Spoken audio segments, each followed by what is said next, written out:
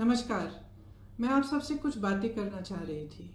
देखिए, काफ़ी समय से हम देख रहे हैं कि हमारे प्रवासी भाई बहन भीषण परिस्थितियों में, कड़ी धूप में, बगैर खाए पिए पैदल अपने गांव की ओर चल रहे हैं। ये लोग देश भर से आ रहे हैं, कोई गुजरात से आ रहा है। कल मैंने एक वीडियो देखा, एक लड़का जम्मू कश्मीर से चलकर सहारनपुर तक गया और उसको आगे बिहार तक जाना था।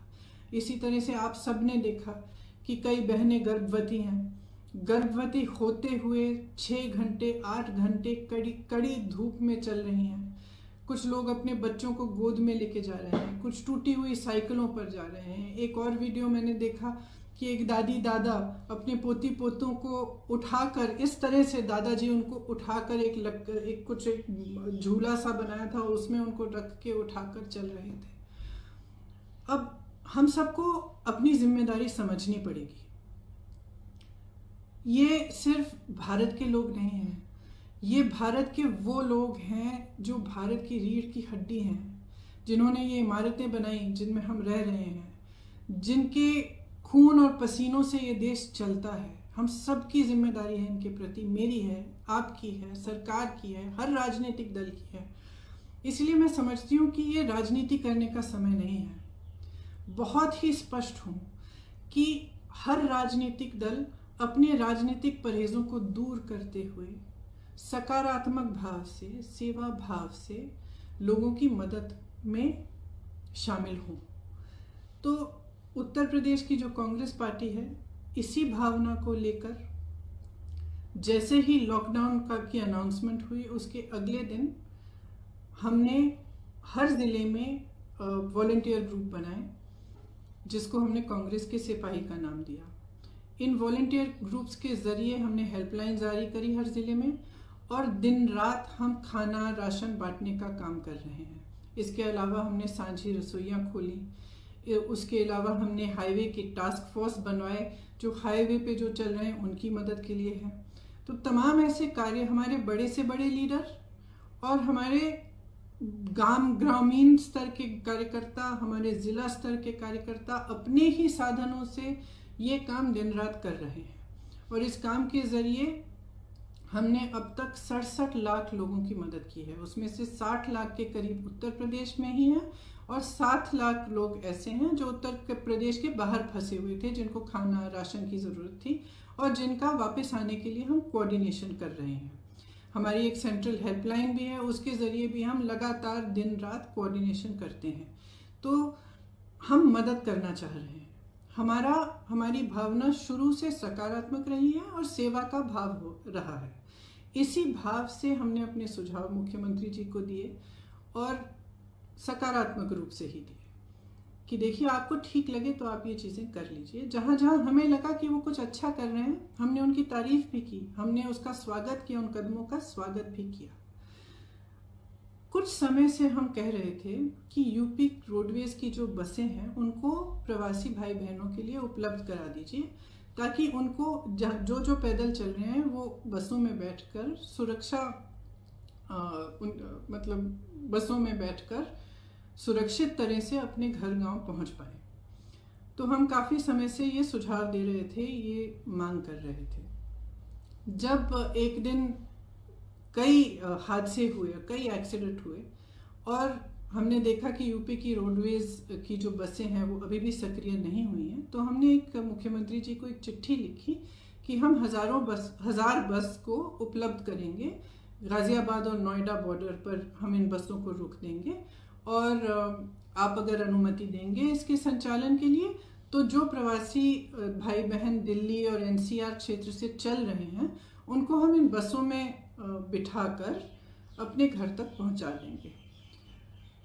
तो अगले दिन मुख्यमंत्री जी ने ये ऐलान किया कि यूपी रोडवेज की 12,000 बसें हैं, इन्हीं का इस्तेमाल होगा और आपकी बसों की ज़रूरत नहीं है। तो हमने 17 तारीख को सुबह 500 बसें गाज़ियाबाद में खड़ी की थी, हमने उनको वापस भेज दिया। अगले दिन उनसे एक और चिट्ठी मिली कि आप अपनी लिस्ट दे दीजिए, और 1000 बस की आप लिस्ट दे दीजिए। उसमें चालक का नाम होना चाहिए, परिचालक का नाम होना चाहिए, फिटनेस सर्टिफिकेट वगैरह सब कुछ आदि होना चाहिए, ये हमारे पास पहुंचा दीजिए। तो हमने उनको धन्यवाद दिया कि आपने हमें अनुमति दी है बसों को चलाने के लिए, आपको हम लिस्ट उपलब्ध कर देंगे। तो 4-5 घंटों बाद हमने वह लिस्ट उपलब्ध कर दी। फिर 11:30 बजे रात को उनसे एक और चिट्ठी मिली कि आप अपनी 1000 बसें लखनऊ पहुंचा दीजिए कल सुबह 10 बजे। तो इसमें हमने कहा कि देखिए, हमारी बसें खाली दिल्ली से लखनऊ जाएंगी। इन बसों का मकसद ही ये था कि गाज़ियाबाद और नोएडा से, एनसीआर क्षेत्र से जो चल के जा रहे हैं उनको हम बिठाकर उत्तर प्रदेश के गांव और ज़िलों में ले जाएं। तो इन बसों का लखनऊ तक खाली चलना तो पूरे मकसद को ही ख़त्म कर देता है। तो हमने उनसे ये सुझाव दिया कि देखिए, हम गाज़ियाबाद नोएडा में इन बसों को तैयार रख लेंगे, आप परमिट दे दीजिएगा। फिर ये पूरा राजनीतिक सिलसिला शुरू हुआ कि आप हमें परमिट दे रहे हैं, लिस्ट दे रहे हैं, लिस्ट में कुछ गलत नाम है। जो भी है, मैं इन चीज़ों में नहीं पढ़ना चाहती और मैं सरकार पर सवाल भी नहीं उठाना चाहती। अगर उस लिस्ट में कुछ ऐसे नंबर हैं जो गलत हैं, कोई बात नहीं, हम एक नई लिस्ट भी उनको दे सकते हैं। मैं सिर्फ ये कहना चाहती हूँ कि 17 तारीख को 500 बसें हमने गाज़ियाबाद बॉर्डर पे खड़ी की थी। अगर वो 500 बसें चली होती तो कम से कम 20,000 लोग घर सही सलामत पहुंच जाते।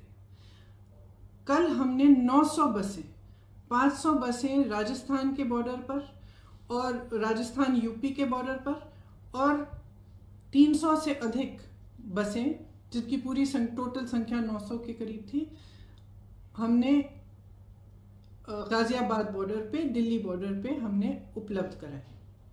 अब अगर ये बसें चली होती तो कल 36,000 और आज 36,000 लोग अपने घर के लिए सही सलामत सुरक्षापूर्ण रवाना हो जाते। लेकिन हम इस राजनीतिक सिलसिले में उलझे रहे। उन्होंने कहा कि लिस्ट गलत है, कुछ ये हो रहा है, वो हो रहा है। बसें हमारी पहुंच गई हैं। कल 4 बजे से हमारी बसें बॉर्डर पे खड़ी थी। उनको आगे परमिट, यूपी के जहाँ पे उन्होंने कहा था कि यहाँ पे हमें गाज़ियाबाद और नोएडा में 2 पॉइंट्स दिए थे, यहाँ तक पहुँचाइए, वहाँ जाने का परमिट ही नहीं दे रहे हैं यूपी के अंदर। तो बसें खड़ी रहीं, आज भी खड़ी हैं। अब मैं सिर्फ ये कहना चाहती हूँ कि देखिए, 4 बजे 24 घंटे हो जाएंगे कि ये बसें उपलब्ध हैं।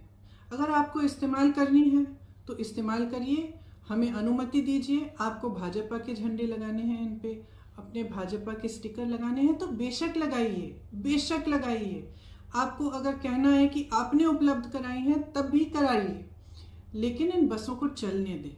क्योंकि जब तक हम इस राजनीतिक उलझन में पड़े रहे हैं ना, जब तक आप अजीब अजीब से बयान दे रहे हैं और तमाम इश्यूज उठा रहे हैं, तब तक हम कम से कम 92,000 लोगों को घर पहुंचा सकते थे। और वही 92,000 लोग आज धूप में चल रहे हैं, उनके सामने तमाम मुसीबतों को झेलते हुए चल रहे हैं। तो मैं सिर्फ मुख्यमंत्री जी से ये आग्रह करना चाहती हूँ, हमारी बसें वहाँ पे 4 बजे तक खड़ी हैं। आपको इस्तेमाल करनी है तो आप हमें परमिट दीजिए, अनुमति दीजिए कि हम उनका संचालन कर सकें। अगर आपको नहीं इस्तेमाल करनी है तो भी कोई बात नहीं, हम उनको वापस भेज देंगे। हमने 3 दिन पहले भी वापस भेज दिया था 500 बसों को, हम वापस भेज देंगे। जिस तरह से हम लोगों की मदद कर रहे हैं, जिस तरह से हमारे लोग हर ज़िले में, हर शहर में, हमारे कार्यकर्ता प्रवासी भाई बहनों के और लॉकडाउन और महामारी से जो पीड़ित लोग हैं उनकी मदद कर रहे हैं, उस तरह से हम करते रहेंगे। हमें कोई परवाह नहीं है कि आपकी बसें हैं या हमारी बसें, हम सिर्फ एक सेवा भाव से मदद करना चाह रहे थे। तो मैं कहना चाहती हूँ अपने ख़ास तौर से अपने प्रवासी भाई बहनों से जो इस संकट में हैं और जो पैदल चल के जा रहे हैं, कि कांग्रेस का एक एक कार्यकर्ता, एक एक नेता आपके साथ है। आप उत्तर प्रदेश के जिस ज़िले से, जिस शहर से गुजरेंगे, हमारे लोग आपको मिलेंगे, आपको खाना उपलब्ध करेंगे, आपके लिए पानी उपलब्ध करेंगे, आपकी कोई भी सुविधा की ज़रूरत हो वह उपलब्ध करेंगे। हमारी जो क्षमता है उससे हम पूरी तरह से आपको मदद करने की कोशिश करेंगे और हम आपके साथ इस संकट में खड़े हैं। धन्यवाद।